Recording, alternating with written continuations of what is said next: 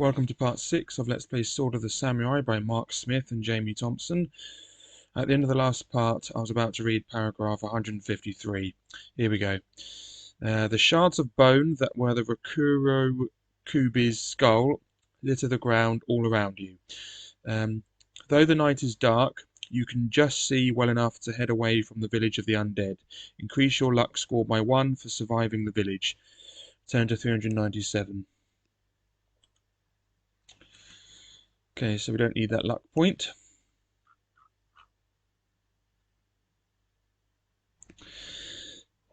$397.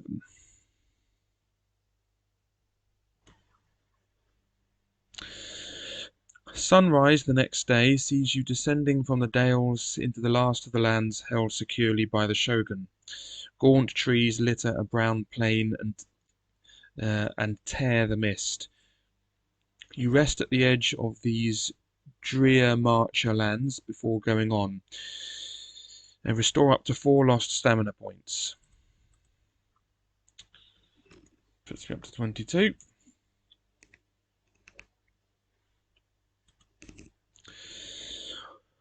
On the following day, you stride out through the mist, which muffles the sound of heavy hoofbeats until they are almost upon you. A great black beast looms over you in the mist. It is the black elk of the Marcherlands, which is supposed to have vanished 70 years ago or more. Unluckily for you, it seems to have returned. Its enormous antlers are 15 feet of polished ebony, and its eyes are jewels of flame. You must fight. Black elk, skill 9, stamina 18. If you win, turn to 391. And there's the beast in question.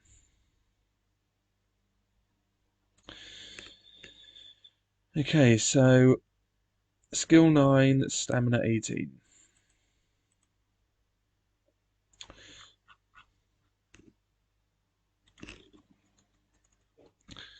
Black elk. Skill 9. Stamina 18. Okay, my skill is 12 and my stamina is 22. Off we go. Where's the dice? There we go. Okay, so 9 plus 5 is 14. I get 18, so 14 to 18.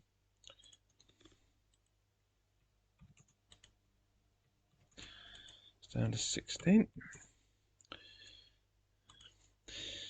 Okay, 9 plus 3 is 12. I get 17, so 12 to 17. 14. Okay. 9 plus 4 is 13. I get 20. 14 to 20.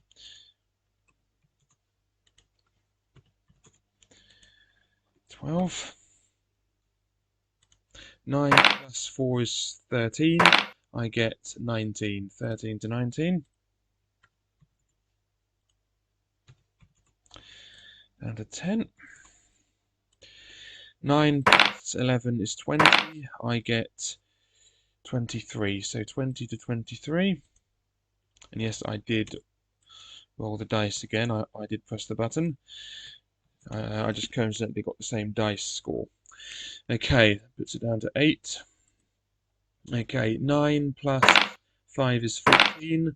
I get 14, so 14 to 14. Neither of us hurts the other. 9 plus 7 is 16. I get 18, 16 to 18.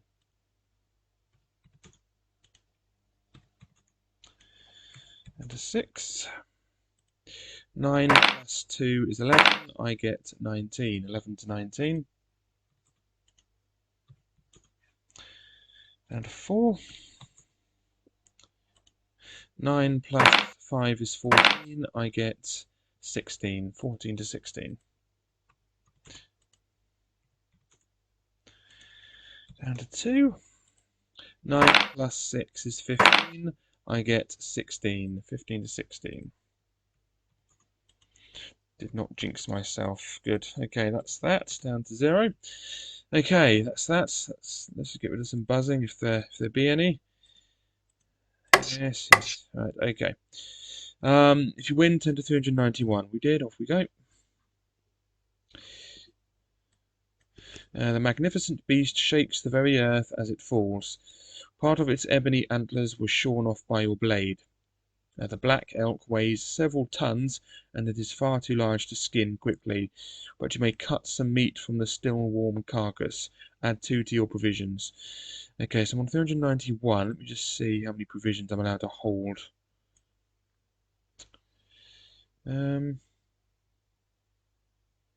Doesn't say that maximum is 10, it just says enough provisions for 10. It doesn't say I can't hold any more. So, okay, back to 391. Okay, add 2 to our provisions. Puts us up to 12. Good. Okay, better eat it quickly before it goes off. Right, okay. Now the broken piece of antler is adorned by a strange whorled pattern, almost like a serpent of white bone. You decide to keep the antler as a talisman. Note it on your adventure sheet and turn to 381. Okay, so we have antler talisman.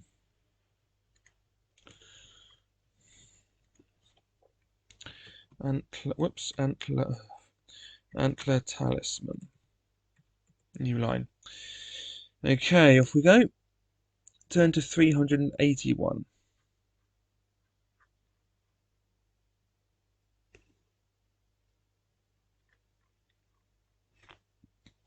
Soon you are in a low range of hills. You make fast progress until you are halted by a sheer cliff that stretches as far as the eye can see. You realize with a shock that you have mistaken your way. You must retrace your steps to the upper Hyangkiang River and travel on that way. After another 2 days, you have found your way again and are ready to turn north once more. One of the tributaries of the Hyangkiang River lies athwart your path. The air is alive with the twittering of song thrushes as you walk down a rolling green hillside to the river. There is a road with white-topped milestones at intervals that leads to the river, and you decide to follow it. Turn to 227.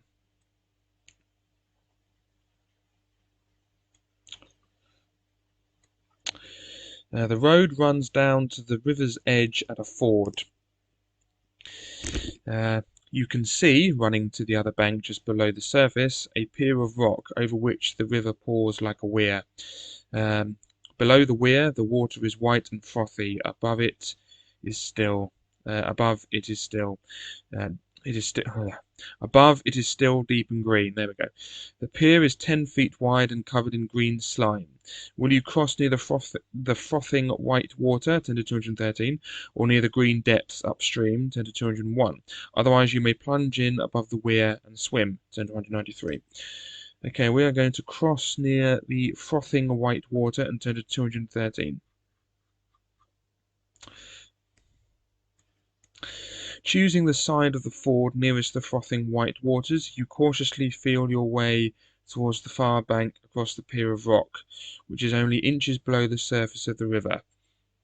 Now the green slime is treacherous underfoot, and it is all you can do to keep your balance. Suddenly, 2 scaly green figures rise up out of the green depths upstream and begin to wade towards the ford. They have webbed claws and curiously shaped flat-topped heads. Will you make a dash for the far bank, turn to 159, draw back from the ford and try to find a safer place to cross, turn to 245, or give battle on the ford itself, turn to 315. Okay, we are going to draw back from the ford and try to find a safer place to cross and turn to 245.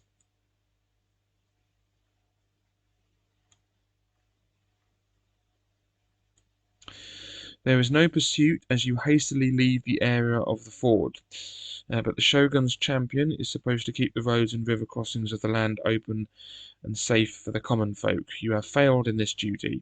Subtract 1 from your honor and turn to 263. Okay, so you've lost an honor point.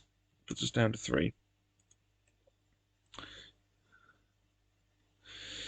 Okay, 263. Wait. So the Shogun's champion is supposed to keep the roads and river crossings of the land open and safe for the common folk. Well, he can't do that all the time, can he? So that's obviously not his not his main job. So surely there should be someone else, who's doing this duty as well. So, I think that's pretty stupid. Anyway, 263. It is not long before new dangers take your mind off those past. Beyond the valley of the upper Hyangkiang River lies a ridge of slate that cuts the skyline like a saw. You are nearing the top of this when the whole shelf of slate upon which you are standing begins to tremble. It feels like an earthquake, as if the whole of Hachiman has turned to jelly. There is a low cave nearby. You could crawl underneath the overhanging rock, 10 to 205. No, you could crawl underneath the overhanging rock, 10 to 205. If you decide instead to lie prone where you are, 10 to 103. Okay. We're going to lie prone where we are and turn to 103.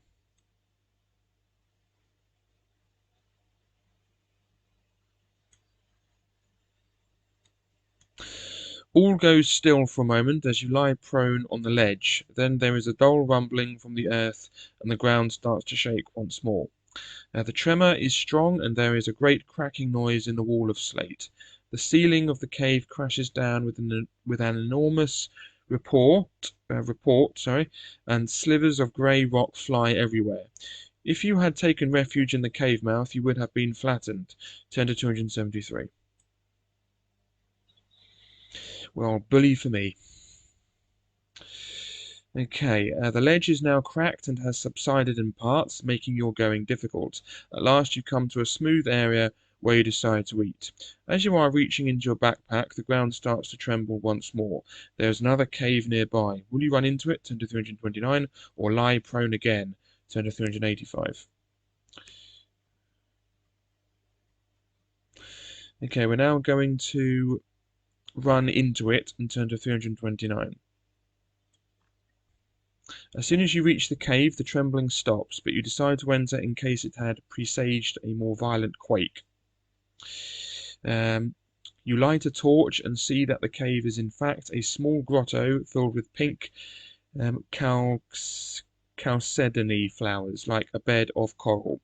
Lying on top of the rock flowers is a magnificent suit of lacquered armor, a little dusty and mouldy, but still resplendent in the golden blue colors of the Legion of the Seventh Seal. Will you take the armor, 10 to 271, or leave straight away, 10 to 375? Okay, we're going to take the armor and turn to 271.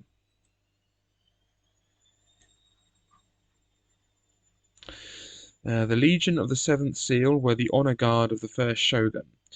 Their like as warriors has never been seen again. They were wiped out when they refused to surrender to a force 10 times their size 500 years ago. The armor is of archaic design but the highest quality. As you prise it free from the rock, the chalcedony flowers break into crystal drops with a tinkling crash. Then you are struck a heavy blow from behind. Lose 3 stamina points. If you are still alive, you decide to quit the chamber as quickly as possible. 10 to 375. Okay, so we've lost 3 stamina points.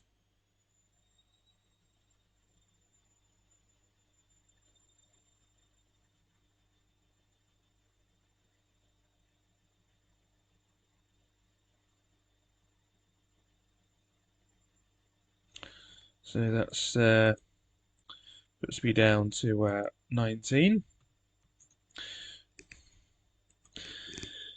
And we have the armor. So we have I'll just call it resplendent. Is it resplendent armor? I don't know. I'll just say armor. Higher quality armor. I don't know.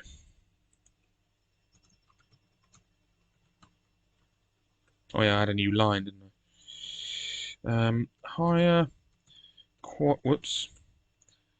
quality armor of the Seventh Seal. There we go.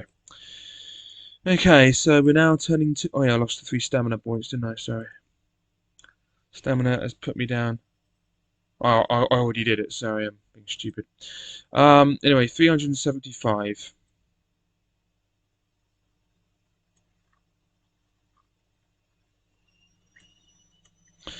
Okay, as you turn to leave, the cave entrance is blocked by what appears to be an enormous moving boulder. It is in fact a groundhog with a body like an enormous slab of rock and 8 powerful, stumpy legs. Its edges are lined with tails sporting balls of bone at their ends, like living morning stars. In the middle of its back is a huge slit-like mouth. There is nowhere to hide in the grotto. You will have to fight. Groundhog, skill 8, stamina 22. If you win, turn to 305. Okay, so groundhog. 8. What is it? 8. 22, for heaven's sake. Groundhog. Here we go. It's Groundhog Day. 8. 22. Okay. So off we go. 8 plus 11 is 19.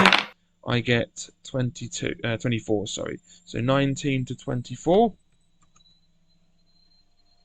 Whoops. Okay, puts it down to 20. 8 plus 4 is 12. I get 17, so 12 to 17. 18. Whoops. 8 plus 8 is 16. I get 18. 16 to 18.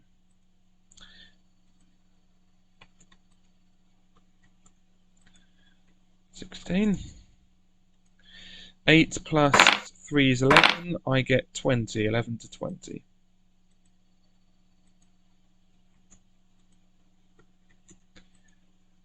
Down to 14. Okay. 8 plus 5 is 13. I get 20. 13 to 20.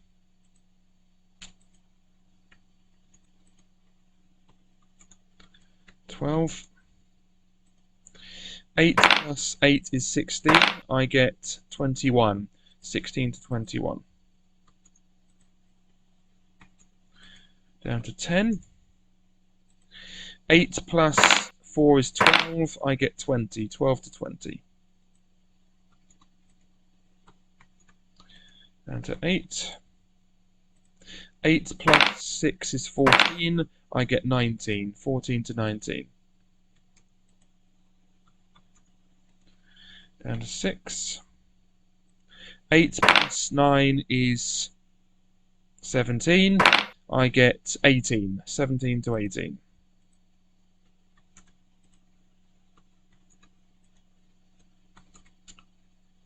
Eight plus 3 is 11. I get 19. 11 to 19. Down to 2. Last one, maybe. I jinx myself. 8 plus, yeah, there we go. 8 plus 9 is 17. I get, always do, 17 to 16. I knew I jinxed myself. Never ever say that. Never the last one, is it? 17 to 16. That means he hurts me and puts me down to 17 stamina. Always jinx myself. Okay, whenever I say that. Okay, 8 plus 7 is 16. I get 17. 16 to 17. That's the end of Mr. Groundhog. Goodbye. Remove any residual buzzing. You just have to press it a million times for some reason. There we go. Right, okay. Off we go. Whoops. Okay. No, I don't want touch mode. Okay, 305 because we won.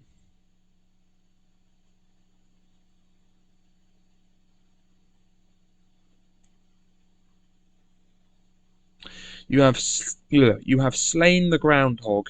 You try on the armor. It is a good fit, and you may add 1 to your skill while wearing it. Well, I can't go over my initial skill, can I? There is nothing else here, so you climb to the crest to see what lies beyond. Turn to 295. I will just say +1 skill.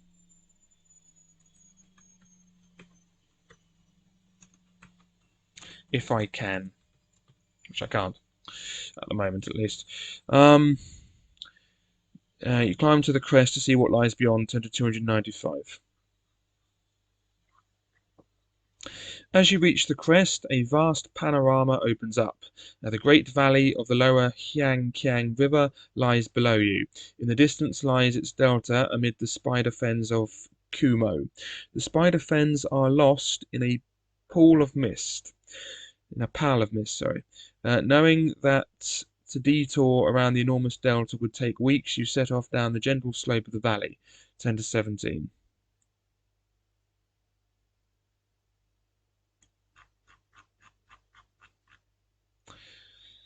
The journey of the spider fens across open lawless territory takes 3 days, during which you take the bare minimum of rest, not wishing to be caught out in the open by mounted samurai in the service of Akiru, Master of Shadows. The air seems unnaturally chill as you enter the dreaded spider fens, but you console yourself with the thought that taking this route will allow you to penetrate deep within Akiru's territory before he knows of your presence. A paved road stretches into the delta, running north in the right direction for you. It runs on a dike surrounded by lakes and marshes on either side. At last the fog comes down and you can see no further than a few cracked flagstones ahead. At length you come to a junction. The paved road veers northeast into the fog. A well-trodden path leads north past a signpost saying the Well of Souls, and another dike leads along the edge of a mist-covered lake to the west. If you have a map showing the route to a Scarlet Pagoda, turn to 107. If not, will you head north, turn to 285, west, turn to 125, or northeast, turn to 249. Okay, so we're going to head north and turn to 285. We don't have this map. So 285, here we come.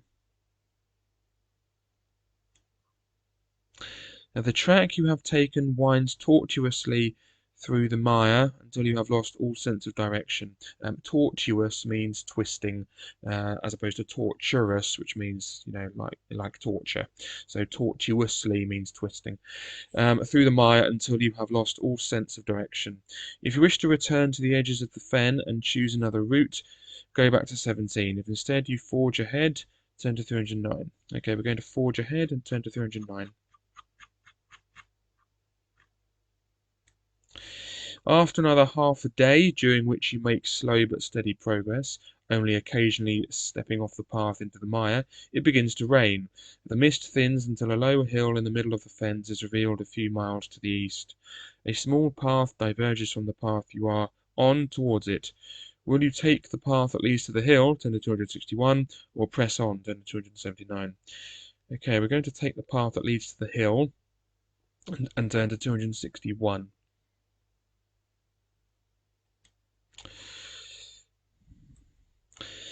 Teeming rain obscures your vision as you climb towards the low hill. The water level is rising quickly. You might well have drowned if you had not taken this path. As the ground slopes up and you leave the rising waters behind, you notice that all the creatures of the swamp, rats, marsh salamanders, and even a giant dragon newt, which seems too scared to contemplate gobbling you up, are racing towards the same patch of high ground to escape the flood. Turn to 149.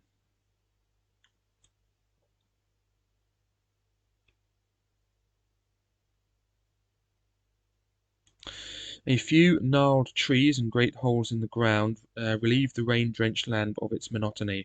A curious web stretched between two trees 30 feet apart stops you in your tracks. Suddenly, a flat circular slab of rock is hurled aside from the entrance of a huge burrow, and an enormous trapdoor spider leaps upon you. It is taller than you, and its mandibles scissor together like great scythe blades. You must fight for your life. Totati Tatati Kumo, skill 10, stamina 14. If you win, turn to 143. Okay, I have to cut this video short by half an hour because I have to be somewhere, so we will fight this Totati Kumo in the next video. So I'll just say 143 is my next paragraph. It's very similar in number to the previous paragraph. Yeah, so that's that. So thanks very much for watching. In the next video, I will fight the Tatati Kumo or Totate Kumo, whatever it is. Yeah, So thanks so much for watching, and goodbye.